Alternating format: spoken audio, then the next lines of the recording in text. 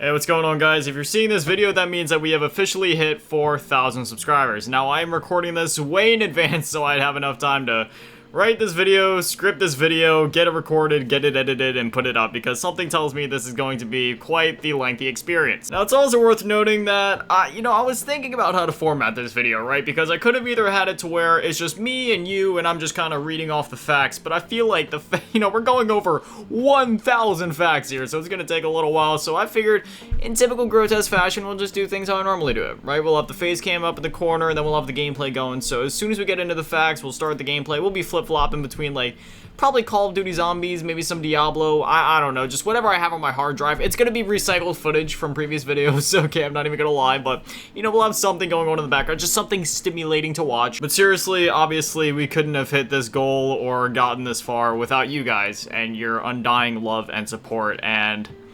it's hard not to get all mushy-gushy in a video like this, and I can feel myself already getting into the mushy-gushy territory, but I'm gonna try to stop myself, and I'll just leave it at a just plain and simple thank you. Like, just thank you. This is literally a dream come true for me. This is my dream job, and the fact that I can do this each and every single day is just...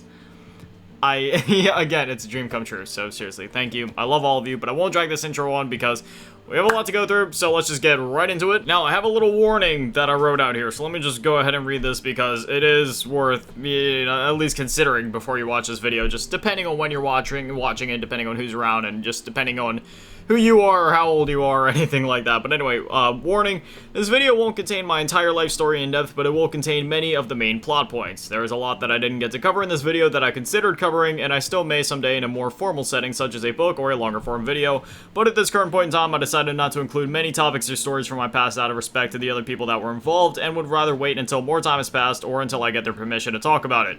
Furthermore, I'll be talking about many sensitive topics that may be unsuitable for a general audience. Viewer discretion is advised. Also, I'm going to try to post the entire transcript per se down in the comments, so if you want to follow along and read along the facts as we go, then be my guest. Alright, you cozy, you got your snack, you got your drink. Alright, I think now's a good time to start up the gameplay. Got the gameplay rolling. I think we'll kick things off with some Call of Duty Zombies, and we'll just kind of, just cycle through it as we go. But anyway, here we go, fact number one. Well, once we start, we're not stopping until we hit 1,000. Are you sure you're ready? Alright, I'm take your word for it. Let's get this going. And by the way, I'm not going to be saying each fact number because that would become very redundant very fast. But anyway, the first fact, let's get going.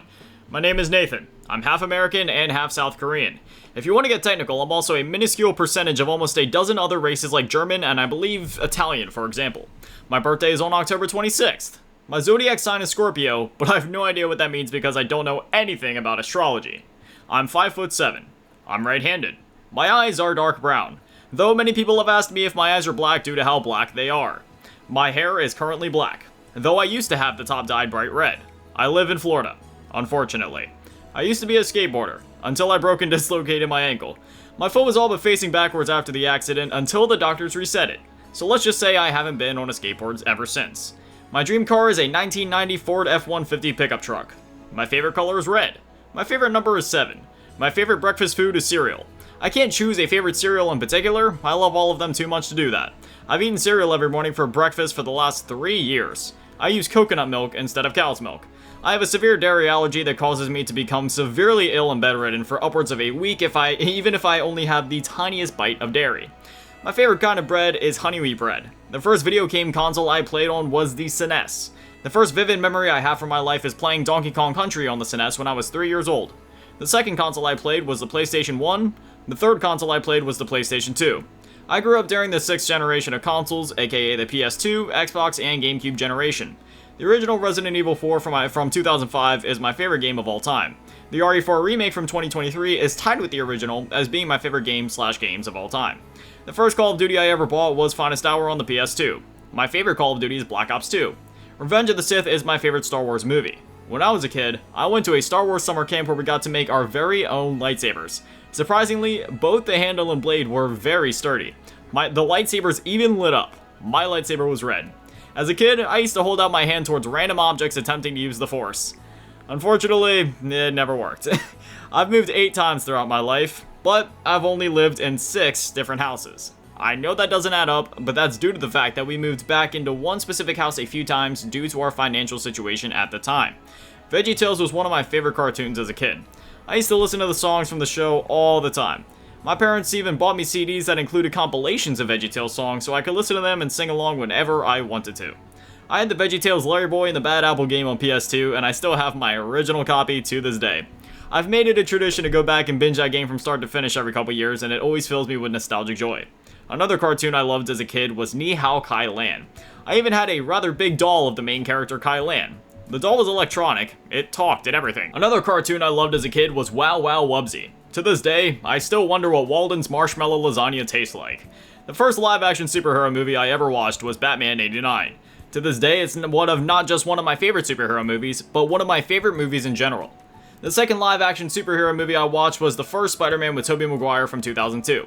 I used to fantasize about getting Spider-Man's superpowers and web swinging through my town, even though I lived in a small town and the tallest building couldn't have been more than 30 to 40 feet. I've been single for 5 years. I ended my last relationship when I realized I'm simply happier when I'm alone. My first quote-unquote girlfriend was back in preschool. I was only about 4 or 5 years old at the time. That's also when I technically had my first kiss. My first actual kiss wasn't until I was 13. I was really anxious to kiss someone because I genuinely had no idea how to. Every time I saw someone kiss or make out in a movie, it always looked like they were doing some fancy technique that I needed to learn. My first date was also when I was 13. We went to get some ice cream, and then we went to her house for a bit. I was sweating bullets the whole time because I couldn't tell if her parents genuinely liked me or were being fake and actually wanted to bash my skull in. She also had 2 sisters. One of them was younger, but the other one was older. And if you know anything about having siblings, the younger and older ones can be equally as deadly in their own unique ways. The following weekend, I stayed at her house overnight. She forced me to binge watch every single Twilight movie back to back. I'm not going to lie, I actually enjoyed it. Those movies are pretty fun. I didn't date many girls, but I sure did date some crazy ones. My last relationship being the creme de la creme of insanity. I got tired of trying to find fulfillment and happiness in others, so I decided to work on myself and learn how to be happy with myself and by myself. 5 years later, on top of working on many other aspects of my life, I'm the happiest I've ever been.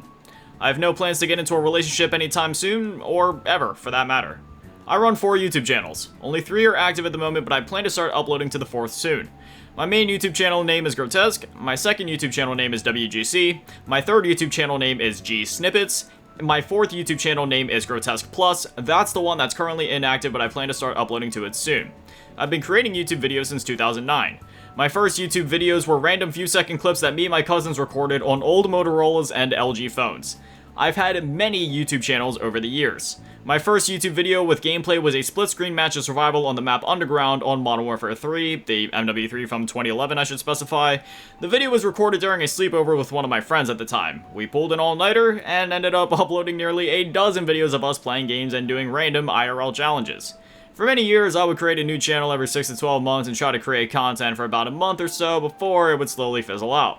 It wasn't until July of 2020 when I officially decided to dive headfirst into this YouTube thing. My life was in a rut at the time, so I figured what better way to get my life together than to try and make my childhood dream come true. I told myself this will be it, or there will be nothing. Meaning if I didn't make it with this YouTube channel, I was just done. Granted, I was still a dramatic young adult that couldn't see beyond my own 2 feet at the time, much like many other younger folks, but still, things were rough. I decided to start uploading every single day. My first video was an unedited match of Gun Game on Modern Warfare 2019 with horribly mixed audio and stuttering gameplay. In one of my earliest videos on this channel, I made a promise to both myself and you guys that I would never miss a single day of uploading. 4 years later, I still haven't missed a day. There has always been at least some form of content on this channel every single day since the first upload. In January of 2023, I officially became a YouTube partner. I uploaded a video when it happened called, quote, "My childhood dream came true." I bawled like a baby when I first received the email telling me the news. In fact, I bawled like a baby while recording the aforementioned video, but I decided to edit I decided to edit out a lot of the sobbing just to keep up the cheery vibes of the video. Right now, I'm trying to get my other 3 channels to partner status. My second channel, WGC, is a weekly gaming news channel, which is something I've always wanted to do. Over there, I just report on the latest gaming news and give my thoughts on everything, and it's genuinely so much fun. I don't care if my videos get 0 views or 1 million over there. I would continue to create content on that channel regardless. It is a 100% pure passion project. The same could be said about any of my channels for that matter. I don't care about views. I just create content because I love doing it, I have fun while doing it, and I love being able to connect with all of you on a daily basis. My third channel is called G Snippets. It's essentially just a highlight / compilation channel for all the content here on the main channel. Sometimes I post compilations of old series we've done here, such as the Souls games for example. Other times I'll post 1 to 10 minute clips of big moments, noteworthy talking points, or conversations from normal videos. And other times I'll just post a random 2-second clip that I thought was funny. My fourth channel is Grotesque Plus. At the time of writing this, I haven't uploaded any videos over there yet. But that channel won't be dedicated to anything in particular. I'll just be uploading whatever random stuff I feel like uploading over there. There also won't be a set schedule or anything, so videos can come out once a week, once a month, or 1 week there could be 20 videos that pop up. Really just depends. My favorite lunch is a lunch meat sandwich. Think like thin sliced turkey ham, roast beef with vegan cheese, some sort of condiment like mayo or honey mustard or buffalo sauce for example, a side of chips or crackers or something like that, and some sort of Oreo cookie for dessert. If you're wondering how I can eat Oreos considering my severe dairy allergy, surprisingly, Oreos are dairy-free. My favorite drink to go with that is either Coke or Dr. Pepper. My favorite dinner food, which is really hard to pick, but if I absolutely had to choose, I'd probably say popcorn chicken with rice and one of those and 10 Min's mini pies for dessert. Doesn't matter if it's blueberry, apple, or cherry, I love those pies. They're also surprisingly dairy-free. My favorite drink to go with dinner is one of those flavored sparkling ice drinks. My favorite snack food are those Nature Valley crunchy granola bars. I always buy the variety pack that comes with oats and honey, peanut butter, and maple brown sugar. I also drink a fruit smoothie every day. My main ones are peach smoothies and pear smoothies. I run roughly 6.5 miles every day. People always gasp thinking that's a lot, but that's really only 12 to 13k steps, which is just a bit above the minimum daily recommended amount, which is 10k. That's another routine I haven't missed a single day of for many years. I even run when it's storming. In fact, I still went out and ran my 6.5 miles during Hurricane Ian. I never felt wind strong enough to almost pick up my entire body until that day. When it comes to my professions, I technically do YouTube full time, though I do have smaller businesses and side gigs that I tend to on a daily basis to help keep me afloat. My last 9 to 5 was back in 2021 when I worked at Subway for the better part of a year. However, towards the end of 2021, I had to take an extended leave due to some health complications from my eating disorder that caused my body to begin shutting down. I was literally dying at the time. For those curious, my eating disorder was anorexia nervosa, and I thankfully recovered since then. My first job was at McDonald's when I was 14 years old. That was also the first job that I quit on the spot. I worked there for about a year, I want to say, maybe less, maybe more. The working conditions were absolute garbage. I was making minimum wage, and at the time minimum wage was $7.25. Yes, I'm old, I know. I got along with everybody that worked there for the most part. I was a really good worker as well. I usually always worked the grill, both sides of the grill by myself too. The managers constantly congratulated me on being able to keep up the pace and even outpace their speed of assembling sandwiches even on the busiest of nights. For context, that McDonald's was located right beside a movie theater. So anytime a new Disney movie or superhero movie came out, we were absolutely slammed. It wasn't unusual for the lines to go outside of the parking lot and way down the street. However, towards the end of my time there, it seemed like they were either trying to get rid of me or like the one manager was trying to sabotage me. There was this one time where I wasn't scheduled to work at all for an entire week. I called in and asked if that was an error, and that specific manager told me no.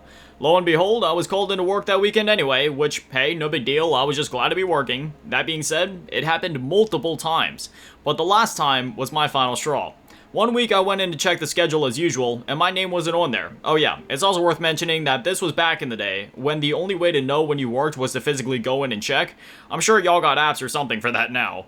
Fast forward one day, and that one particular manager called me, absolutely furious I might add, asking why I was a no-show at work, quote-unquote, again. She threatened to fire me if I didn't show up and get to work immediately. I literally had to have my cousin's girlfriend at the time drive me there because of how unexpected this was, and I didn't have a chance to arrange a ride prior. I walked in the entrance door and could immediately hear the manager's voice echoing through the kitchen. I went to the front counter, and in front of all the other customers, I looked the manager dead in the eyes and said, "I already put applications in at other places, I quit."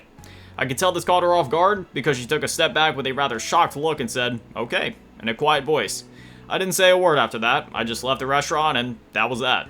Besides McDonald's and Subway, I also worked at Culver's for a time. I only worked there for a few months, but it wasn't a great experience. I can't speak for all Culver's locations, nor am I actively seeking to bash the brand. In fact, I never even ate their food, so I can't speak to the quality of it. However, the specific location I worked at was absolutely terrible. The managers and my coworkers were extremely rude, they were racist, they made light of my aforementioned eating disorder, they constantly shot me dirty looks, and some of the managers even actively seeked out conflict with me. Not to mention the abysmal, sometimes non-existent hours they'd give me. It was genuinely the worst working experience of my life, and even if things got desperate, I would never work for that company again. My other main working experience, on the other hand, was easily the best one I've ever had, and that was working at a retirement home. I mainly worked in the kitchen. I helped make food, serve plates to the elders at dinner time, do the dishes after meal times, as well as all of the other typical cleaning duties you'd expect, like sweeping, mopping, and scrubbing. I wasn't there for very long, but that was my one and only purely positive 9-to-5 experience. I've also had other side jobs over the years, but they weren't anything resume worthy. My school experience was quite the roller coaster. I loved school when I was young. Preschool / kindergarten are easily my fondest memories. Elementary school is also a close second for the most part. Middle school, on the other hand, was an edgy and hyper-aggressive nightmare. And high school is literally my second lowest point throughout my life when it comes to hitting rock bottom. So, let's start with preschool. I believe I started when I was 3 or 4 years old. The preschool I went to was inside of a church. There was 2 sections of the building. The top half was the church, and bottom half is where the preschool and kindergarten section was. They even had a fancy elevator there and everything. And yes, I loved using that thing and would always try to find an excuse to use it any chance I could. I had 2 teachers. One of them was the main teacher, and the other one was the teacher assistant, per se. That teacher assistant just so happened to be my grandmother. Life was good. I mean, really good. My home life was an absolute shambles, as always, but I was still a young, naive kid. So even when things were terrible at home, I didn't know any better. Preschool was so much fun, and the fact that my grandma was there too just makes that era of my life so much more memorable. The best days were the ones where I got to stay with her after school and go spend the night at her house. I used to always build forts behind her couch. She also had this portable DVD player that looked like a laptop. I always had it in my fort. I watched movies like Homeward Bound and the live-action Grinch with Jim Carrey, one of my favorite Christmas movies to this day. Mornings at Grandma's house were always amazing. I'd watch SpongeBob on TV. This was when seasons 1 through 3 were the main ones airing, and eat a delicious homemade breakfast. There was 3 breakfasts she made in particular that I always asked for. The first one was sausage links, or patties, but specifically links if she had them. It was those fresh farmer's market breakfast sausage links too, so you already know they tasted absolutely wonderful, as well as scrambled eggs and a piece of toast with butter and cinnamon sugar with a glass of orange juice on the side. The second one was a sausage, egg, and cheese omelet, also with orange juice. And last but certainly not least, in fact, this is easily the most nostalgic one, the pancakes. Now, let me tell you something. These were no ordinary pancakes. There were 2 kinds she'd make. The first kind was colorful pancakes with food dye inside of them. Yes, the food dye did make a difference, trust me. The second kind was chocolate M&M pancakes. Now, I don't know if I'm spilling any kind of secret recipes here, so if I am, then I'm sorry, Grandma, but these things were insane. Top it off with some syrup, or not, these things were so ooey, gooey, and moist from the melted chocolate that you didn't need any sort of syrup. They were just that good, but, you know, the option was there. Also, my grandma knows how to cook. Somehow her pancakes were just never dry. Even when they were just plain pancakes with nothing else in or on them, like, you could easily eat them without butter or syrup and not even need a drink. Like, they were always just perfect. You best believe sleepovers were always legendary at Grandma's house. Oh, and when the Wii came out, that just took things to the next level. My grandma Pap and I would always play Wii Sports together. My Pap was an absolute beast at Wii Sports. We played all of the sports, but the main one we played together was bowling. I'd always pass him the remote anytime I ended up with split pins where there was only 2 pins left, but they were on opposite sides of the lane. Somehow, and I have no idea how, he always managed to pull off some wizardry and make the ball hit it at just the right angle to where the ball or the pin would fly across the lane and knock out the other one. Me and my Pap played a ton of video games together. We loved talking about video games, playing video games, or showing each other games we've been playing or figuring out how to beat them. Him and I would literally sit at the dinner table and talk about video games while we were eating. I had a DS growing up, and I remember one lengthy conversation in particular where we sat at the table and talked about the games I'd been playing on my DS, as well as new games I wanted to get for it.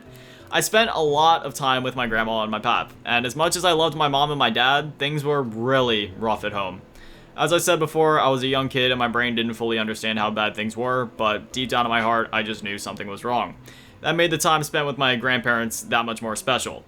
Those were the times when I could be truly happy and free, and to put it simply, be a kid. Sadly, my Pap passed away back in 2012. To this day, it still tears me apart. But I'm thankful beyond words for all of the memories I got to make with him. Kindergarten was essentially the same experience as preschool since I went to the same school and was in the same class for both of them. If you're wondering how that's possible, it's because my teachers taught both preschool and kindergarten. First grade was easily my hardest year in school. Not because of the schoolwork or anything, but rather because of my home life at the time. That was the year when my parents got a divorce. My parents let me and my brother choose who we wanted to live with, and for some reason, I chose to go with my father.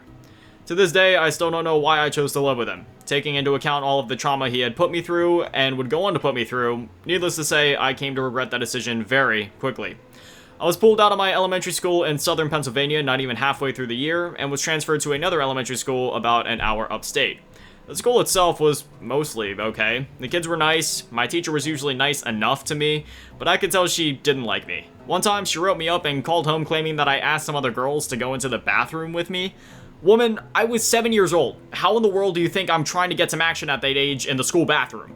What actually happened was 3 girls were trying to hear what one of their, talking stuffed animals or something similar was saying, so I suggested that they ask to go to the bathroom and then take their toy with them so they could be somewhere quiet enough to actually hear what it was saying. But alas, my father got a call, and that was just one fun night to be alive, let me tell you. There was another time where that same teacher wrote me up and called home claiming that I cussed, when in reality, I literally said, "What the beep?" Not even joking. It's also worth mentioning that this was around wintertime, so kids were constantly getting sick. And I even caught a pretty harsh cold of some kind during my time there. It was genuinely disgusting just how many kids got sick in the short amount of time I was there. The school was also located in more of a city-type location, so I can only assume the sanitary standards of most of the kids and possibly even the adults were quite low, which made the likeliness of catching something a million times higher. I also had a girlfriend for the last few weeks before I moved. She was some Asian girl. I believe she was Chinese. I honestly forget her name. Me and her never officially broke up or anything though, so does that mean that I have a 20-year anniversary coming up here soon? For the most part, thinking back though, yeah, that school and my time there sucked. In regards to home life, living with my dad was rough. Of course, we got along sometimes, but for the times that we didn't, which was quite often, it was genuinely traumatizing. His mistreatment and cruelty towards me only escalated as the years went on. It peaked when I was a teenager, but we'll get to that later on. Let's just say his temper was like a lit fuse, and you better hope you weren't around when the flame at the wick's end. Thankfully, he never mistreated my younger brother the way he did to me. Despite my father's many attempts to manipulate me into hating my mother, deep down in my heart, I always longed for the next time I could see her. I could only visit my mom once every other weekend. Yes, my mom had a laundry list and then some of issues at the time, but she made sure that me and my brother knew we were loved. I'll never forget cozying up in that bed, wearing my favorite black button-up pajamas, in the room that me and my brother shared. My bed was on the right side of the room, and his bed was on the left side of the room. Unfortunately, and I believe it was due to my living circumstances with my father at the time, I had many, not just nightmares, but what I'd call full-on night terrors. I had terrible, horrific dreams. I would toss and turn. Some nights I'd wake myself up because I'd scream in my sleep. Many times I woke up in full-body sweats with my entire body and clothes drenched from sweat. It was so bad that it looked like I had wet myself, but it was literally all sweat.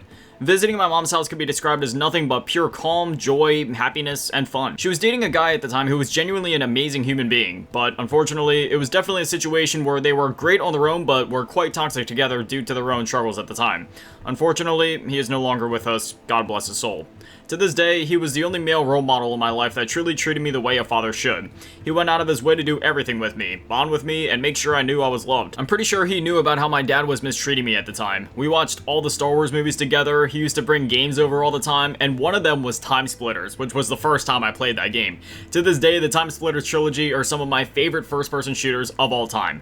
We also had similar taste in music, so there was never a battle in the car over what we would listen to. One Christmas, he gave me and my brother light-up lightsabers. Not only did they light up, they also made clashing sounds when you hit them against something. Yes, including when you hit them against other lightsabers. To this day, that was still one of the coolest gifts I've ever received.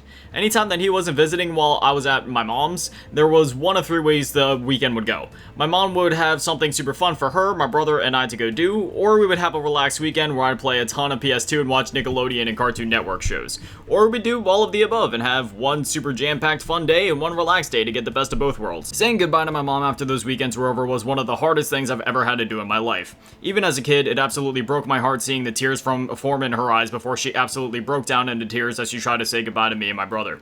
There was only a few times where she held back the tears, though I could still see the absolute agony in her eyes. Even then, I do remember a time where she held back the tears long enough to say goodbye, but as I was driving away with my dad, I looked back at her car and saw her still sitting in the parking lot and crying to herself with her head pressed against the steering wheel. Even now as a grown man, there is no pain that comes even close to matching the pain that comes from watching your mother be in pain. I don't believe in regrets. I believe everything happens for a reason, but a part of me has always wished that I would have chosen to stay with her during the divorce. Thankfully, I didn't live with my dad for very long. He was ready to ditch me and my brother and catch a plane to an eastern country on the other side of the world. A detail I left out until now is that he was talking to some woman on the complete opposite end of the world while we lived with him. They had never met in real life, they just met online somehow, and despite seeming happy that he won custody over me and my brother at first, he was ready to hand us back to our mother in a heartbeat once things were falling in place with his new love interest. And thankfully, he did just that. My brother and I moved back in with my mother by the end of the school year. As for my father, he never ended up going anywhere. It turns out the woman he was talking to was actually a scammer of sorts with multiple people in on it. She scammed him out of a whole lot of time, a whole lot of money, and in the end, he lost custody of me and my brother after willingly handing us over to my mother. My mom was much more lenient with the custody than my father was. The new agreement was that we'd stay with our mom during the week, and we'd go stay with my dad every weekend from Friday evening to Sunday evening. After moving back in with my mom, I actually looked forward to waking up every day. Sure, we still had our troubles, mainly financially, but things were finally looking up for the first time in a couple of years. My mother still had her struggles with addiction, unfortunately, but she definitely had a better of a grip on it at that point in comparison to how things were before we moved back in with her. If there's one thing my mother is, it's strong. It doesn't matter what's going on. Even if she wasn't 100% clean, she still knew she had to get her act together if she was going to be taking care of my brother and I full time. As someone who has quite a lengthy history with multiple addictions, I will always have the utmost respect for my mother for not only having the strength to fight the temptations of addiction, but also for doing it simply because she loved my brother and I so much. Unfortunately, from the minute I was born, money was something we always struggled with. Not long after moving back in with my mom, we had to move in with my grandmother. Thankfully, the house was more than big enough to suffice for my grandma, my mom, my brother, and I at the time. It's also worth noting that this was already my 5th move at this point in my life. There were several moves that occurred before I was even capable of retaining memories, but from what my mom tells me, I was born while we lived in one small home, and then I believe we moved in with my grandparents for a short time before moving into the house that I do remember and have mostly been talking about up to this point. It was a half house, but you know, it was a nice little home. And then after that, I moved in with my dad for a time, which we already talked about, and then I moved back in with my mom at the half house we talked about before, and finally, we ended up here with my grandmother again. Life wasn't much different at this new home. The move felt pretty natural, all things considered. That probably has to do with the fact that I spent so much time at my grandma's house as a kid anyway. Everyone got along for the most part, and we were just ready to get settled in and see where things took us next. After that, there's not much to talk about for at least a few more years. Things went okay-ish for a little bit. My brother and I still visited my dad on the weekends, though his treatment towards me never improved. In fact, as I had mentioned before, it only kept getting worse as time went on. As for my mom, she did end up meeting a new guy around this time, which that in itself leads down a whole other rabbit hole, but I won't talk too much about it or some of the things that happened there, due to those events not only having a major effect on, but also having to do with my mother and my siblings, so despite the fact that it's still a part of my story, I won't delve too deep into it out of respect for my family. Once I reached 4th grade, the looming threat of my dark future started to rear its ugly head. Granted, I wasn't getting in too much trouble at the time, but the write-ups, phone calls home, and trips to the office definitely became more frequent.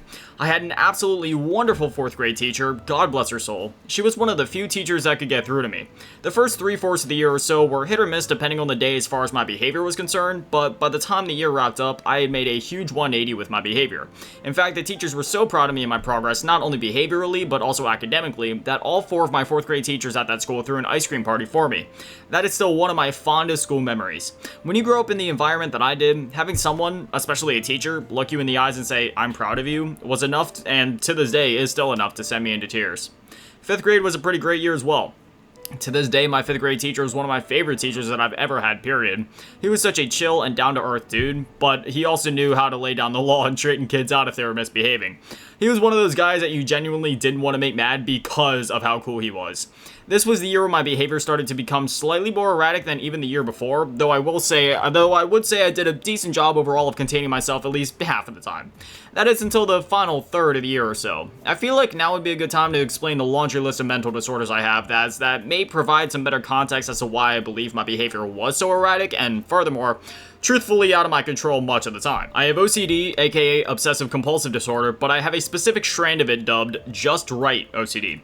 I have ADHD, Attention Deficit Hyperactivity Disorder. I have Major Depressive Disorder. I have Generalized Anxiety Disorder, Post-Traumatic Stress Disorder, and one of my psychiatrists also considered the possibility of a type of bipolar disorder, but I never had the chance to be officially tested and diagnosed. That being said, as a kid, I had many times where I'd act out and I had no idea why. In fact, most times I could barely remember what happened while I was acting out. It would just happen, and then by the time I'd get in trouble, I'd almost be learning what happened as the adult was scolding me for doing said thing.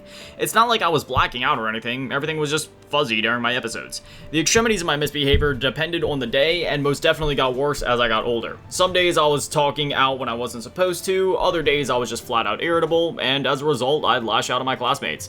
Sometimes even my friends if my mood was bad enough. It was never anything physical though. I would never lay my hands on anybody, not even as a kid. Unless it was self-defense. It was more of a thing where I would just shut down some days. Rarely did it happen in the middle of the day, though it did sometimes. Basically, usually, I'd wake up and my mood would determine the type of day I was about to have. If my brain said today's a happy day, then it would be a great productive day. If my brain said it's a sad day, then I'd shut down and talk to nobody. And even if somebody did talk to me, they'd get a very short response. I'd do my work and I'd just try to get the day over with so I could go home and play video games until bedtime. I never had any angry days though. It was only happy or sad, nothing in between. It was always rather extreme too. The happy days were like bright rainbows and sunshine, meanwhile the sad days felt like an eternal downpour and thunderstorm. I still have some days like that to this day, but after many years of therapy, mental hospital visits, as well as overall self-care and growing as a person, I have a much better grip on myself and my emotions nowadays. I know school grades change depending on where you live, like some places start middle school in 5th grade, whereas some start it later. For me, my elementary went from 1st to 5th grade, my middle school went from 6th to 8th grade, and my high school was the usual 9th to 12th, aka freshman, sophomore, junior, senior. Middle school, aka 6th grade, is when my downfall went into full effect. From this point onwards, things would only be downhill for many years. In fact, things wouldn't get better again until I was an adult. 6th grade is when my casual outbursts became cussing matches with teachers. This is also when my happy days became less and less frequent, and the sad days became the norm. Another thing that didn't help, a great deal of my teachers and the principals simply didn't like me. I know that may sound crazy, but they were always antagonizing me and accusing me of the most outlandish things that I certainly didn't do. For example, one morning in 6th grade, I was sweating really bad because I was wearing a big hoodie when it was rather warm outside. Furthermore, my middle school had this thing where we had to walk laps around the hallways in the mornings before the bell rang. I think it was supposed to help us get our energy and talking out before class, but I'm not sure. Anyway, when you factor in the big hoodie, the warm weather on the way to school, and the 15 minutes of walking with all of that plus a heavy backpack, of course I was sweating a bit. Plus, I was a bit of a chunky kid, and I had a tendency to sweat more than most kids do. Well, when I got to class, the first thing my teacher did was accuse me of being on drugs. I kept trying to explain to him the situation with the hoodie, but he clearly just wanted me out of his class. I'm not sure if it was a racism thing, as I did have plenty of teachers and classmates in school that couldn't stand to be around me simply because I'm Korean. As mentioned before, I'm also half American, but people would rather hiss at the alien half. After a bit of back and forth, he sent me to the nurse, at which point she began questioning me and claimed that I was on something as well. She said my pupils were dilated, my face was pale, then when you factor in the sweating, she thought I was on something. The funniest part is, she was completely full of it. I asked to use a mirror, and of course she declined because she knew she was lying, so I said screw it and got up and went to the mirror anyway. She kept yelling at me to sit down, but I didn't care. I checked the mirror and 1, my pupils were completely fine, and 2, my face wasn't even close to pale, and 3, I was barely even sweating at this point since it had been about 15 minutes since I took the hoodie off and got to cool off for a bit.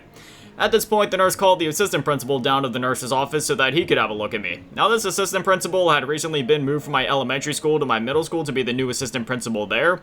He was a guidance counselor of sorts in my elementary school, if memory serves me correct, and I knew him very well at this point, since I had to talk to him many times throughout my elementary years whenever I got in trouble or had an outburst. Thankfully, he was actually a reasonable human being and asked if maybe I had an energy drink or some kind of caffeine before school, at which point I replied no and explained my tendency to sweat more than normal people do, along with the baggy hoodie I wore.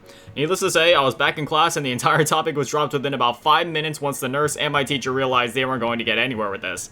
That being said, between the constant antagonizing from my teachers, as well as being harassed by many students, which is another point I was going to bring up earlier but figured I'd wait to mention until now, I was bullied a lot as a kid. In elementary school, I was constantly picked on for my ethnicity, my speech, my weight, my last name, my clothes, everything.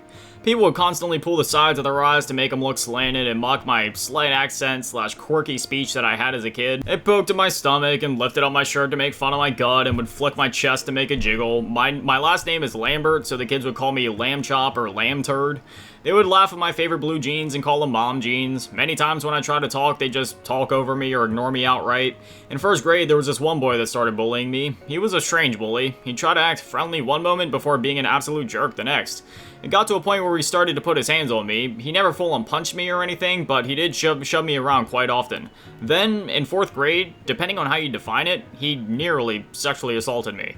As we were standing in line to go back inside from recess, he bent over and started rubbing his rear against my groin. I backed up very quickly and uncomfortably, at which point it seemed like he was getting ready to do something else, but thankfully the teacher called our line and we had to go inside. I felt very uncomfortable for the rest of the day. I spent the entire day wondering what the heck that kid would have tried to do. And while it may not sound like a big deal, the reason it bothered me so much is because it took me back to a very traumatizing moment from my childhood. This is something I haven't ever told anyone before. I told my mother bits and pieces of it, but I could never tell the full story. I was sexually assaulted when I was 6 years old. I won't tell the full story here, as it is much too graphic and disturbing for a general audience. I was having a sleepover at my aunt and uncle's house, and that night, my cousin said I could sleep with her in her room. I didn't think anything of it. I figured we'd play some board games, maybe play with some toys or something, and then I'd sleep on the floor. But unfortunately, that's not how it went. Even at 6 years old, I knew something was off from the moment I walked into her room. If I'm going to be honest, some of the details are fuzzy, as my brain has tried to block out some of the details from many of my traumatizing memories, but I can still remember what, when, and where certain things happened, if that makes sense. This is where things get fuzzy, but sometime early in the morning, she was on top of me. I was so confused as to what she was doing. Granted, I knew a lot for a 6-year-old, and I know what intercourse was from an even younger age, but this was my cousin, so not once did I even think that that's what she was trying to do. But that is what she was trying to do. I won't go into any further details, but I will say that full intercourse never took place. I mean, I was 6 years old, so I wasn't even technically capable of doing so. But more than what should have ever happened that morning, and to this day, it is one of the most traumatizing memories from my life. That's why what that boy did to me in 4th grade bothered me so much that day. Fast forwarding back to where we were in our story, the bullying persisted throughout my entire school career.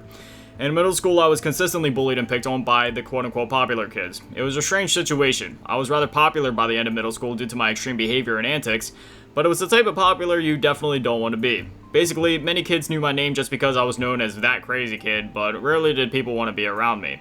I was just a freak. When high school rolled around, I was basically the walking laughingstock for the popular kids.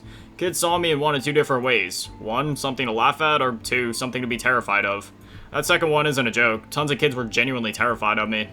By the time I was in high school, my behavioral issues were at an all-time high, or low depending on how you look at it, and the same could be said for my emotional instability. One day I would be absolutely manic and causing chaos across the school, the next I'd be the silent kid in the back of the class with his hood up and headphones blasting that kids would scoot their chairs away from. My constant mood swings and insane behavior only added fuel to the fire whenever the popular kids wanted to pick on me. The more they picked, the angrier I got. I had many violent outbursts in school. I never physically harmed anyone. As I said before, I may have had a tendency to lose control of myself from time to time, but not once in my life did I or would I ever put my hands on anyone. That being said, I had no problem getting loud, destroying property, or making a scene in general. Anyway, fast forwarding back to 6th grade, as I mentioned before, this year is when things got really bad. I spent a lot of time suspended both in school and out of school. I preferred out of school suspension. One thing I forgot to mention before is that after my pap passed, my grandmother remarried a few years down the line. His nickname that he prefers to be called is Poppy. That may seem like a random thing to bring up, but I only mention that because otherwise this next part wouldn't have made sense considering how I mentioned that my pap passed away years ago at this point. Anyways, on the days when I had out of school suspension, I'd go with my Poppy to work on some of the houses he owned. He was a landlord and owned many properties and townhouses and such. I was usually tasked with one of two things. One, building or assembling stuff, things like shelves, counters, moving fridges, painting, etc. Or two, my favorite one, breaking stuff. Anytime there was old furniture or leftover junk in the house that we were renovating for new clients, I had the pleasure of introducing said junk to my trusty hammer. When life had me down, smashing stuff was quite the welcome pick-me-up. Things only got worse in school as the year went on. Midway through the year, I was put in a special behavioral class for kids that couldn't keep their act together. This class was also next door to the special needs class, so many kids started to pick on me thinking that I was in the special needs class when obviously that wasn't the case. But at that point, it didn't bother me. This was the beginning of my skin getting thicker and learning to not care what people thought or said about me. Another fun fact about me that would be fitting to bring up now is that I have very thick skin. There's not a single thing that anyone can do or say to me nowadays that will bother me in the slightest. Granted, there's a lot of philosophical and religious ideology behind that, but that's a conversation for a different day. Obviously, it wasn't always this way. I definitely cared too much about what others thought or said about me when I was younger. But at the same time, I don't think I've ever met a kid that wasn't that way. If I'm gonna be honest, I was so happy to be put into that class. At first, I wasn't sure, but as soon as I walked into that class, I knew I was gonna love it. The teacher was the first one that I ever felt like truly understood me. In fact, me and him still keep in touch to this day. And despite not really knowing most of the kids in there, we all got along great. At this point, you probably expect a cliche, but that is until moment, but no. I was in this class through my entire middle school career, that being 6th to 8th grade, and I genuinely loved every moment I got to spend in there. There was two types of students in this class, part-time students and full-time students. Part-time students reported in for homeroom. Some might have a few classes in there throughout the day, but for the most part, this class was just an anchor to help keep them in check. And then you had kids like me, the full-time students. It's just as it sounds. From the time I walked into school until it was time to leave, I spent every second in that class. And again, I genuinely loved it. At first, I was actually a somewhat part-time student. I was in there for most of the day, but I still had a few normal classes. But after a few months and a few dozen outbursts, I was in there full-time. And I can't believe I'm gonna say this, I actually started to like school while I was in there full-time. My grades went up, I wasn't getting in trouble as much. I mean, I was still getting in trouble. I had a few outbursts and arguments with other teachers on certain occasions when I was let loose in the hallways for one reason or another, as well as just causing general chaos because I was still young and stupid at the time. But aside from a few in and out of school suspensions, I wrapped up the year with a cleaner record than I was anticipating. It's worth noting now there is some potential external reasons on top of the internal ones for my behavior at the time that was explained to me later on by a psychiatrist and a few therapists. When 7th grade began, they tried to have me be a part-time student in that behavioral class, but that didn't last long, as I ended up being a full-time student before the first semester was over. I wish I could say my outbursts weren't as severe this year, but if anything, they only got worse, which is why I was switched back to being a full-time student so quickly. 7th grade was a rather tame year, all things considered, outside of a couple dozen write-ups and suspensions. 8th grade is when things took an absolute nosedive. I started out the year as a part-time student once more. You'd think they learned their lesson by now. However, I'm glad they started me out in part-time, as this is when I met my 8th grade English teacher. Not only is he one of my favorite teachers I've ever had, but this is also when I discovered my love for poetry and writing lyrics. I love singing and rapping my whole life. I had also written things from time to time over the years, but we had a course that lasted for a solid 2 or 3 months that was all about this stuff. My English teacher told me to never hold back. He even allowed me to write lyrics and poems that included cursing, rather disturbing talk about mental illness, as well as addictions and such. Now would be a good time to mention that middle school is also when I began to slip into the addiction hole. 6th grade is when it really began, 7th grade was worse, but 8th grade was the no turning back point with how bad I began to struggle. I had to be careful with what I name in this video, especially because this is relative to me being underage at the time, but I will say that I was already addicted to nicotine and was already knee-deep in various other rather hardcore substances. I wish I could go into more detail, but again, I don't know what I'm allowed and not allowed to say on here. I will also say that much of high school is all but a blur to me, and I didn't get fully clean until years later when I was an adult, so that will be very relevant and important as we go along. Back to talking about English class, my English teacher was constantly pushing me to keep writing. Not in a bad way, of course, but rather he was always motivating me, even when I was doubting myself and my ability. This is also about the time that I came up with the name Grotesque, which obviously I still use to this day, and began making music. Growing up, I played the piano, and around 7th grade, I learned how to play the guitar. So I already had experience in playing music and occasionally trying to create it, but this is when I downloaded GarageBand and really tried to give it a shot. My first songs, well, if I'm being honest, my first 4 albums were absolutely dreadful, but my abilities definitely got better as time went on. I went on to fully master GarageBand, and not to hype myself up too much, but I'm actually quite skilled as a musician, lyricist, and a producer, the whole 9 yards.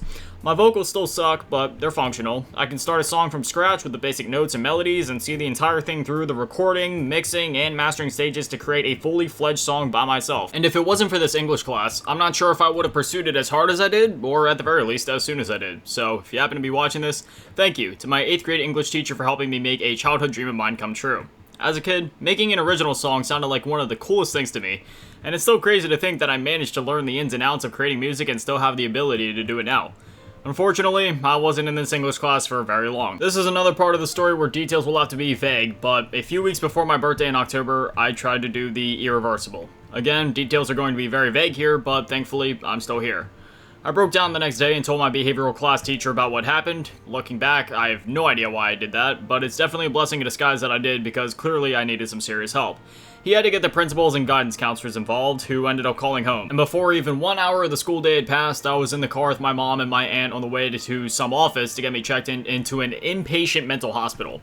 After that, we went home for a few hours. My cousin and his girlfriend at the time came over and talked to me for a while watching over me like a hawk to make sure I didn't do or try anything. And it's a good thing they did, because if I'm gonna be honest, the thoughts hadn't left my mind. Everyone was crying, but I wasn't. I sat there staring at the floor, almost in a daze.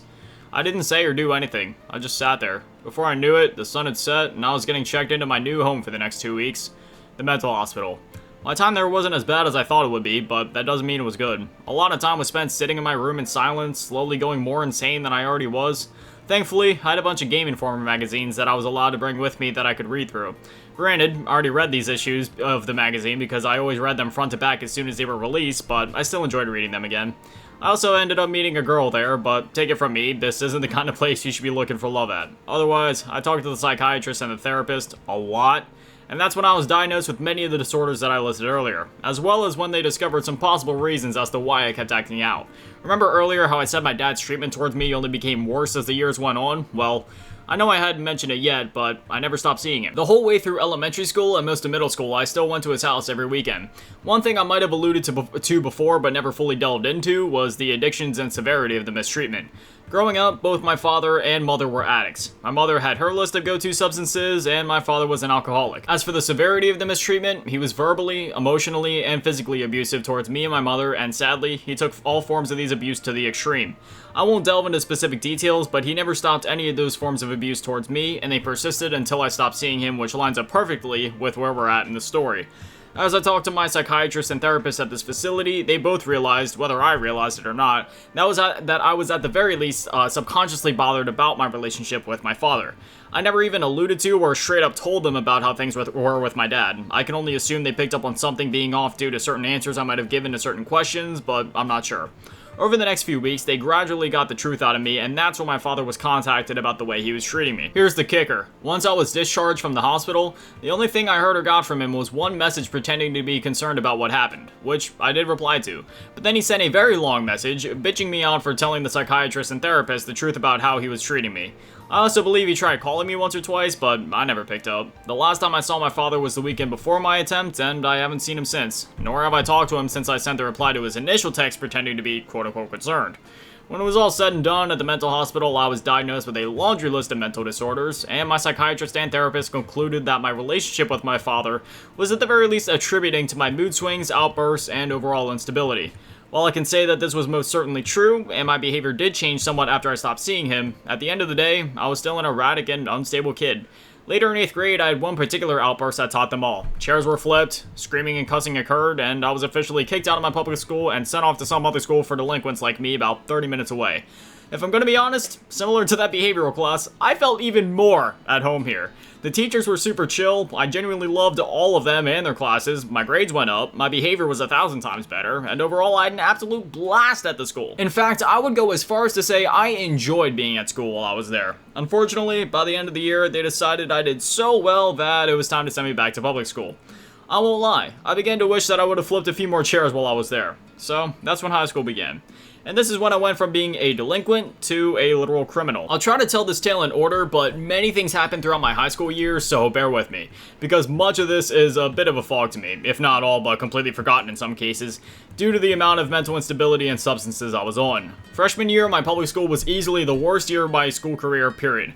I will say my math teacher, the assistant teacher for my math teacher, and my English teacher were all really cool that year, so I do fondly remember those classes. Otherwise, all of my teachers clearly hated me or had some sort of vendetta against me. Almost all of the kids hated me or couldn't stand me, and the principals definitely didn't like me. And in case you think I'm full of it, keep in mind this was a relatively smaller school in a rather small town, so it was easier for the adults to mistreat the students and get away with it. In fact, I remember my principal saying, well, sometimes yelling and calling me many things. Unfortunately, this is another scenario where I can't even repeat some of those things here, but I will say it's quite motivating having a principal call you a delinquent, some other colorful names, as well as saying you're never going to get anywhere in life. Motivating in the sense that you can't wait to prove them wrong. Fast forward about a decade, and I achieved the dream I had ever since YouTube was created of being a successful creator on this platform. Furthermore, I've been a YouTube partner for about 1.5 years at this point, so I think it's safe to say I got somewhere. Once more, my outbursts elevated to a whole new level this year. Full-on screaming and cussing matches with teachers, destruction of property, and this is also when I started showing up to school late or just playing hooky altogether. This is also another topic I have to dance around carefully, but this is also when I began to show up to school while not in the best state of mind. Interpret that as you may. Yes, it was a very stupid idea, and I'm lucky I was never caught. Other highlights of my stupidity include smoking a cigarette with a girl in the boys' bathroom. Yes, that was an absolutely brain-dead idea, and yes, we were caught very quickly. Once more, before the first semester was even over, I was kicked out of my public school again and sent to a different behavioral school this time.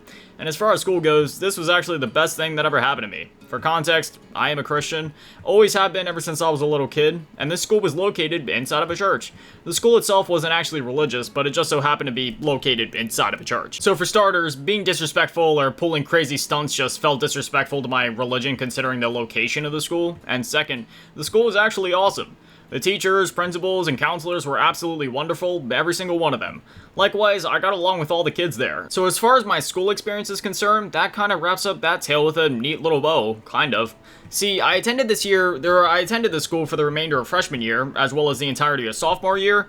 However, due to other circumstances in my life at the time, I attempted homeschooling in junior year, and I didn't make it very long. My grades were dreadful, I didn't get along with any of the teachers in the homeschooling program, and I dropped out before the first semester was over. That's where my school experience ends. I never got my diploma, nor did I ever get a GED, so my last completed grade of school would be sophomore year, aka 10th grade. Now, let's rewind a bit to the statement I made earlier about being a criminal. Going back to the beginning of freshman year, me and my friends started to stop caring about just about everything. We were all taking part in activities that we most certainly shouldn't have been, and were using substances that we shouldn't have touched with a 10-foot flagpole.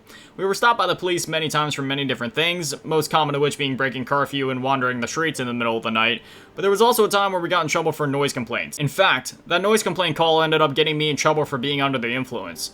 So, the neighbors called the police due to our music being too loud around 10 or 11 p.m. I believe, and once they showed up, they were gonna let us go with a warning. Until they caught one whiff of me smelling like a walking saloon. They made me do a breathalyzer test, and if memory serves me correct, I blew a .14. My mom was away at the time, so after the cops investigated my house for other substances, which I didn't have any at the time, so I was all good there, the cop stayed inside with me while we waited for my mom to return home. All in all, the cop was actually pretty chill, and we bonded for a bit, despite me still not being in the clearest state of mind. When it was all said and done, I got away with a fine and a slap on the wrist. Now I wish that's where I could say my interactions with the cops end, but truthfully, I had no less than a few dozen encounters with them over that 2-year span between freshman to sophomore year. The most infamous of them all being the stunt that my friends and I pulled on July 4th that year. It was me and 4 of my friends. We quickly realized we had absolutely nowhere to stay that night, so we wandered the streets, and decided we'd just do our best to evade the cops until the sun came up. We almost made it too, until we made one terribly stupid decision. There was a football stadium up the road from where I lived. If I recall, curfew was roughly 11 p.m. to 6 a.m. where I lived. I may have the times mixed up, but that sounds about right from what I remember. We decided to hop the fence into the football stadium and hang out there until curfew was over. As I said before, it was me and 4 of my friends. Personally, I was never the theft or destruction of property type, well, outside of school at least. That being said, my friends didn't share those same ideals. My one buddy was similar to me in that way and would rather pop some headphones in and lay down on the bleachers and maybe catch a few Z's till the sun comes up. And that's exactly what him and I did. He laid down between the one row of bleachers and I laid down about 2 rows above that. We both popped some headphones in and took some time to ourselves to be emo teenagers and think about life. Meanwhile, our 3 friends broke into the one equipment closet, they stole some water bottles and other items that I can't recall, and then they ran around the track playing tag or throwing a ball or something. Well, unfortunately for us, a cop on his way to work passed by the stadium and saw my friends running around the track. He called it in to his cop buddies, and since I was on the top bleacher, I was able to see him from where I was at. We all decided it was time to book it out of there. At that point, it was a mere minutes until curfew was over, literally 5:54 a.m. or so, I believe. We decided to book it to one of our friends' houses in the group since it was right up the road. My other friend and I suggested we take the more discreet path to avoid the cops. Meanwhile, the other 3 decided to be rebellious and literally take the same road that the police station was located. As you can expect, the cops rolled up, we were all forced to sit down on the curb, and then our fates were sealed for the rest of that night. We were taken into the police station where we were questioned and had our mugshots taken. But out of everything that happened that night, the one thing that haunts me to this day is the look in my mother's and siblings' eyes when they had to come in to get me during the investigation and questioning. I felt terrible. The poor kids were still in their pajamas with bags under their eyes. My mom couldn't even look me in the eyes. I could tell I had let them all down. A piece of me died that day. The building wasn't that cold, yet I was shaking uncontrollably from the anxiety. But despite the anxiety, I felt numb all at the same time. I genuinely felt dead inside. After we left the station, it was a very quiet day. I sat in my room and blankly stared at the walls. My mother didn't speak to me, nor did my siblings. A few weeks later, I had my court date. Before this, I was looking at a multi-$100 fine. Despite not being the one who broke or stole anything, I was still seen as an accomplice to all of the crimes. So I had a pretty sizable list of crimes committed that attributed to this fine: breaking curfew, trespassing, destruction of property, theft, vandalism. After a surprisingly brief but tense court hearing, once he understood my family's financial situation, and out of the goodness in this man's heart, he converted a very hefty fine into community service hours, which connects back to my job experiences that we talked about earlier. See, my time at the retirement home began as community service, but the head chef was impressed by my work ethic and ability to do the job after such a short time, so he offered me a job. We ended up bonding and becoming pretty good work friends during my time there. Unfortunately, I didn't get to stay there long due to personal circumstances at the time. But out of any of my work experiences, that one was definitely my absolute favorite. Since we've covered much of my life story up to this point, we might as well fast forward a little bit to catch y'all up to speed. My mom started dating someone back in 2019, I believe, and on July 4th of 2020, we all moved from Pennsylvania down to Florida. And a few weeks later, on July 20th of 2020, I uploaded my first public video to this YouTube channel, which is when the daily streak began, and as I mentioned earlier in this video, I haven't missed a single day since. Honestly, aside from my eating disorder and the Subway job I also mentioned earlier in this video, not much else has happened to me since then. I've just spent my days in my room working, gaming, or doing one of my various other hobbies like drawing or watching anime, etc. It's also worth mentioning that that's around the time that I dropped the hardcore substances I was on, and my path to sobriety began. It took until February 26th of 2024 for me to drop my longest lasting addiction, that being nicotine, but as of now I am 100% clean and sober from all substances. Another thing worth mentioning is that in 2021 I decided to cut all toxic people from my life, including family. At this point I don't talk to anyone besides my mother, my stepdad, my 3 siblings, 2 IRL friends from back home on occasion, and 2 absolutely wonderful friends that I made online who also happen to moderate my Discord server. Otherwise, there's only maybe 3 or 4 people from my extended family that I would be willing to talk to if they got in touch with me. Besides that, I cut every single person out of my life. That's also around the time that I stopped using social media, which is easily one of the best things that I ever did for myself. While yes, I still do have an Instagram, Snapchat, X, aka Twitter, TikTok, etc., I only use them to post links from my latest videos as well as posting short form content on those platforms. Otherwise, I don't ever scroll social media, nor do I interact with posts. The most I'll do is comment on posts from game studios that I follow if it happens to be the first thing on my timeline when I open the app. I rarely even watch YouTube nowadays, despite being a YouTuber. Even when I do watch YouTube, I never watch shorts. I don't really watch gameplay and commentary videos anymore either, which may come as a surprise considering the type of videos I make. I really only watch long form, informal, or retrospective, or essay type content covering topics that interest me. Typically, I watch content covering gaming, film, anime, or manga, sometimes but not often music too. I watch a lot of nostalgic content. I rarely watch news-related videos or similar typically clickbaity content, as most of it is rarely what it's made out to be. I have a few YouTubers that cover news I'll check in with that I know I can trust if the news is intriguing enough. Otherwise, I stay in the loop with the latest news in gaming or other mediums I enjoy via other means. When people ask me what my favorite, insert thing here is, I have trouble answering it. In my heart, I just can't really rank things against each other, especially when it comes to art, as I feel it's somewhat disrespectful to rank certain things above others. If you're wondering why that's relevant, it's just useful info for the next set of tangents I'm about to go on. I won't be listing my favorite genres of these things for the aforementioned reasons, but I'll do my best to provide a few examples from the expansive list of things I enjoy. I listen to all genres of music. Lately, I've been listening to a lot of pop, think Taylor Swift, Demi Lovato, etc. My most played album lately is Red by Taylor Swift. I've also been listening to a lot of 2000s emo/punk rock. Some bands I've been listening to are My Chemical Romance, Green Day, Blink-182, Papa Roach, Avril Lavigne, the list goes on. Other forms of music I enjoy are dubstep/electronic like Marshmello.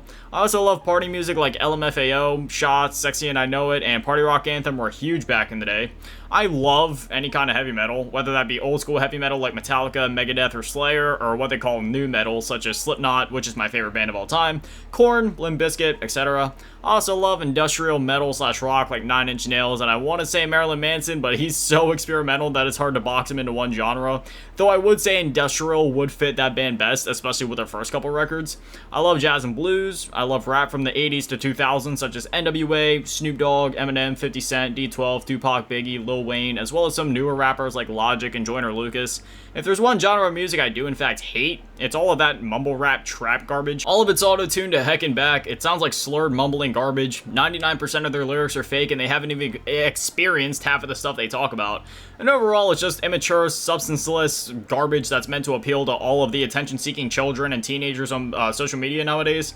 This kind of music literally gives me headaches. Rant aside, I also love classical music such as Beethoven and Mozart. I also love other classic artists like the Beatles and Elvis Presley. Some other bands I enjoy that come to mind are Nirvana, Seether, Five Finger Death Punch, Rob Zombie, AC/DC, Disturbed, Mudvayne, Pantera, Linkin Park, Hinder, Killswitch Engage, 3 Days Grace, Avenged Sevenfold, the list goes on. I could literally go all day.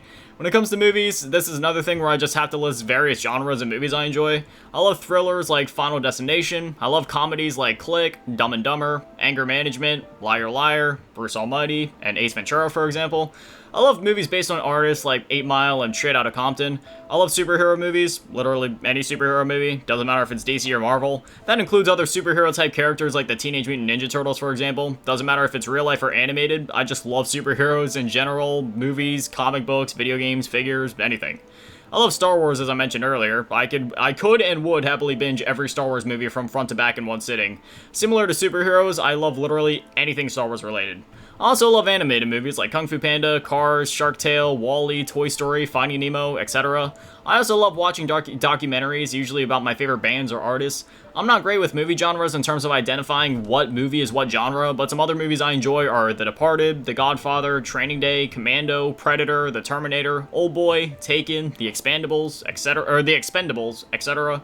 I love slasher films too, of course, Friday the 13th being the one I've watched the most. Horror films don't scare me too often, but some have truly traumatized me. Maybe it's because I'm Asian, therefore I feel some sort of uncanny connection to the movie, but The Grudge has always genuinely terrified me. As I've touched on a few times in this video already, I absolutely love anime and manga. Some of my favorites being Dragon Ball, One Piece, Pokemon, Naruto, Gunbuster, Whisper of the Heart, Final Fantasy XV Brotherhood, which was a mini anime series that served as a prelude to the game, Berserk, Bakugan, Yu-Gi-Oh!, the list goes on and on. Now, this is the one where I'm gonna need to show some restraint, otherwise we'll be here all day. No, we'll be here until the end of the universe's existence. Next, we're gonna cover video games, aka my reason for existing. I'll just start this by saying I play every single genre of video games, and I'm constantly switching it up and playing through new experiences. Another fun fact about me is I only play one game at a time. I will start one game and do nothing but play that game whenever I have free time and binge it until I beat it. I don't do it out of some self-imposed obligation either. I just get so sucked into these worlds and have to know what happens next. I haven't left a single game incomplete in at least 5 or 6 years.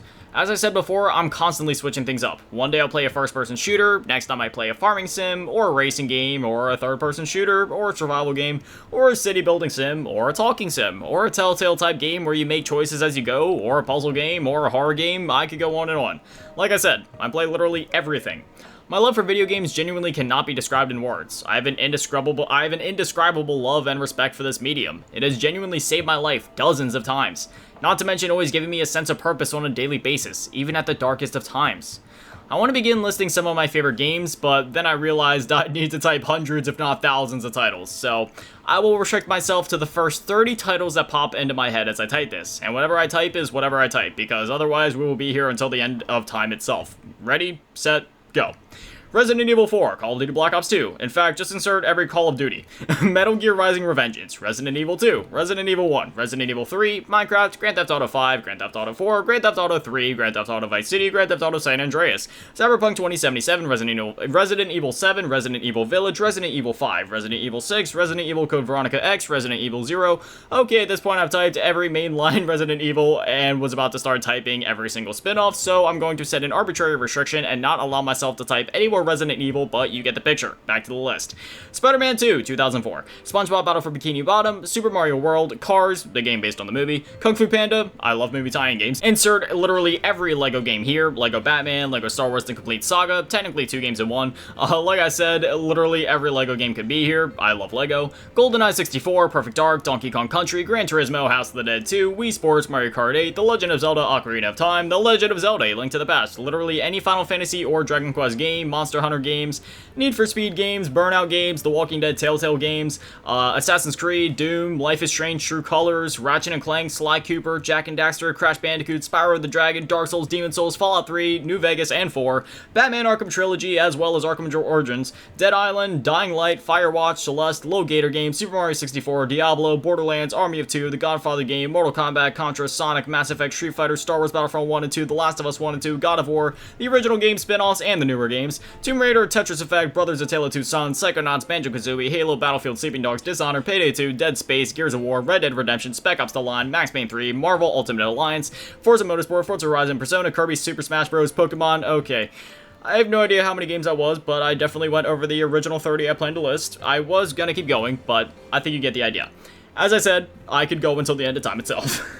I forgot to mention it during the movie section, but I love movies based on video games. Some examples being the Resident Evil, Hitman, and more recently the Super Mario Bros. Movie they made. They also announced a live-action Zelda movie that I'm so excited for. Believe it or not, I love to read too. I read standard chapter books, comic books, as well as manga, which I already listed some of my favorites before. I love reading superhero comic books, and one of my favorite book series of all time has and always will be Diary of a Wimpy Kid. I love reading novelizations of films, one of my favorites being the Star Wars novelizations. I used to read the prequel books a ton as a kid. I also still have a novelization of the first Avengers film from years ago that I've been reading through again recently. That's another one of my favorites to this day. I also love novelizations of video games or spin-off books within video game universes. The many Assassin's Creed books come to mind. As I mentioned earlier, I can play the guitar. Currently, I have 4 guitars. My first was an electric orange and black Rides by Sawtooth. My second guitar was an electric black Epiphone Les Paul. My third guitar was a green and black Ibanez Geo, and my fourth guitar was an orange and black acoustic Artal. The first song I learned from front to back was The Beautiful People by Marilyn Manson. Other songs I learned while starting out were Sweet Dreams by Marilyn Manson, The Devil and I by Slipknot, and Fine Again by Seether. When I was an infant, the only way I would fall asleep was by listening to Gangsta's Paradise by Coolio. I've only broken 2 bones in my life. I already talked about my skateboard accident towards the beginning of this. That was the one where I broke and dislocated my ankle, but the first bone I broke was my right arm in 4th grade. One day during recess, I decided to take the term monkey bars way too seriously and began swinging back and forth and jumping between them like an actual monkey. Not even 1 minute into doing this, I was sent flying across the playground and I landed on my right arm. Surprisingly, I didn't even cry. In fact, I couldn't feel a thing. All I knew was that I couldn't move it, and I was stuck holding it in one position because my brain was telling me to. When I got to the nurse's office, they were very confused as to how I wasn't crying. I explained to them that I literally couldn't feel it, at which point they were kinda like, oh yeah, this definitely isn't good, and they called my mom immediately. My mom came and picked me up and took me to the hospital, and sure enough, it was broken. I had to wear a sling for a few weeks, and despite the doctors and nurses telling me not to go outside at recess, I did it anyway. I was just fine for the first week or so. That is until I fell while I was outside and landed on my broken arm. Needless to say, I was crying that time. And I stayed inside until my arm was fully recovered. The only other major injury I've ever had was spraining my left arm. It was in 2nd grade. Me and my friend at the time used to love exploring the woods and the nearby creek and pretending like we were in an Indiana Jones movie. One evening, I decided to be extra gutsy and climb a super tall tree. Let's just say one of the branches was closer to snapping than I had anticipated, and before I knew it, I went from climbing the tree to holding on for dear life to slipping off the side of the tree and falling a solid 8 feet with my left arm taking the majority of the impact. And yes, I cried that time. Like a baby, in fact. I've had 2 pets throughout my life, though I did spend a lot of time with my grandmother's pets, so I almost looked at them as my own too. My first pet was Trucker. He had been around since before I can remember. He wasn't officially my pet at the time, he was my grandma and paps, but me and him were best friends. When I still lived up north, my grandma moved down south and gave Trucker to us since he wouldn't be able to survive in the heat since he was so old at that point. Unfortunately, he died in 2019, but he lived a very long and happy life. I always did what I could to spend time with him and make him feel loved. As he got older, he never barked and was friendly to literally everybody. My other pet was a beautiful gray and white cat named Casey Love. My mom got her in 2011. Unfortunately, we had to give her away once we moved down south due to my stepdad being deathly allergic to cats. I have 3 siblings. I won't share their names or ages for privacy reasons, but I'm the oldest of them all. One of my favorite Christmas memories is when my brother and I got an Xbox 360. So for context, this wasn't our first Xbox 360, this was in like 2013 or 2014. We had an Xbox 360 for the longest time due to my mom's boyfriend at the time having one. However, once they broke up, he took the 360 and most of the games with him. I say most because he let me choose between keeping Modern Warfare 2 or Modern Warfare 3, those being, like the original ones, Modern Warfare 2 2009 or Modern Warfare 3 2011. I chose Modern Warfare 3 simply because I loved both the multiplayer, but also the survival mode in that game, which MW2 didn't have. So we were Xbox 360 lists for a little while, which honestly didn't bother me too much because I still had my childhood PS2.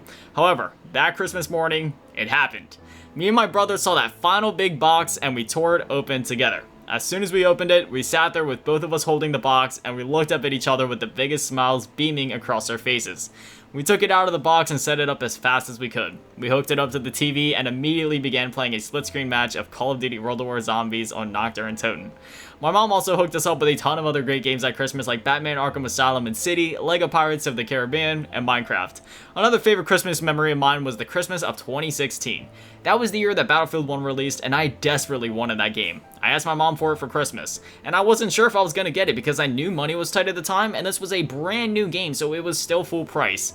Well, lo and behold, Christmas morning of 2016, I see a handful of Xbox-shaped cases waiting for me under the Christmas tree. I loved every game that I received, of course, but the final one seriously caught me off guard.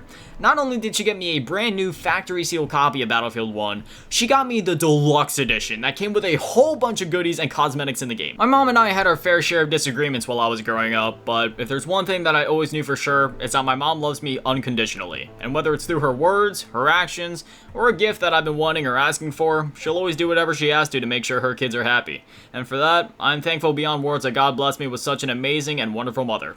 I'm also thankful for God blessing me with such amazing siblings. Even though I may seem cold or act tough on the surface, there's nothing that I wouldn't do for my mother and my siblings. If there's one fact you should know about me, it's that I love my family. And there it is! That is 1,000 facts about the one and only Grotesque. Now, I'm not gonna lie, my voice is giving out of me, and the only reason that I'm still able to talk is because I'm talking with a bit of a different inflection and raising the pitch on my voice right now, because if I would talk in my normal tone, my voice is actually, like, really giving out of me, so I'm gonna keep talking in this higher tone and inflection. I know it's really annoying, but I literally have to like use my diaphragm right now to push out enough air so then I can just speak. I do make YouTube videos every single day, but this is different. It's literally just been talking, just non-stop. And you may notice I'm wearing a different shirt. Yeah, it took me 2 days to record, like 2 different days. I recorded like the first 280 some facts while I was wearing like a gray shirt. I believe I was wearing my Game Boy shirt. And then I just sat down like an hour and a half ago to record the last 700 and however many facts. And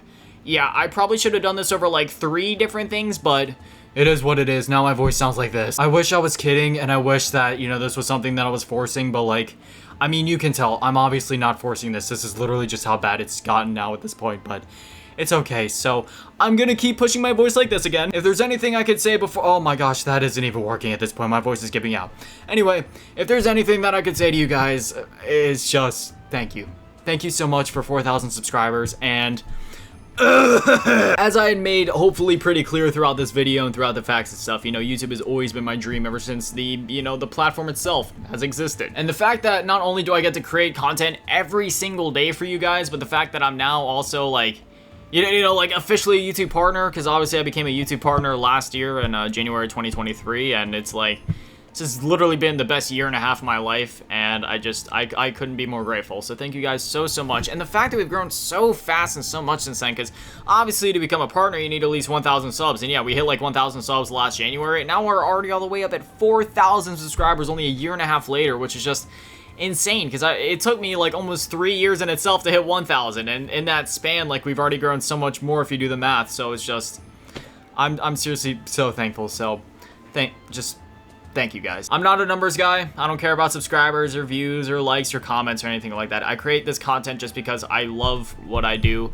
and the fact that all of you show up night after night to keep supporting me, keep watching the videos, seriously just means the world to me. So I'll always do what I can to give back to you guys, keep creating the content. I mean, as I said in this video, you know, I could get 1 million views or 0 views and I'd still be here, you know, just creating content anyway. But the fact that so many of you are always just tuned back in night after night just you know, just gives me that extra little push to be like, all right, you know, I'm already gonna put my all into it, but you know, with all those eyes on me, with all those just dedicated and amazing, beautiful people in the community, I'll put 110% into it. You know what I mean? There's nothing that I wouldn't do for you guys, and again, I'm so thankful. So thank you. I literally love all of you. Now, this wouldn't be a Grotesque video if we didn't do the usual outro. So do I do it in this higher inflection, or do I just let my real voice show for a minute? All right, you know what? let's just whip out the real voice. Anyway, as always, a massive shout out. Thank you to all the Patreon and channel members. Thank you to all the low baller tier members. Shout out thank you to all the big baller tier members. Asking me Danny Man and the big shit that's on GTR run events. Similar cheese kill. Thank you guys so much, guys. You're literal legends. I love you. Thank you guys. No, there's no way. I gotta push the voice. Like I can't end the video with that kind of voice. All right, I'm gonna get through the outro. Thank you guys for watching. Have an amazing day. Stay beautiful. I love you all. Peace.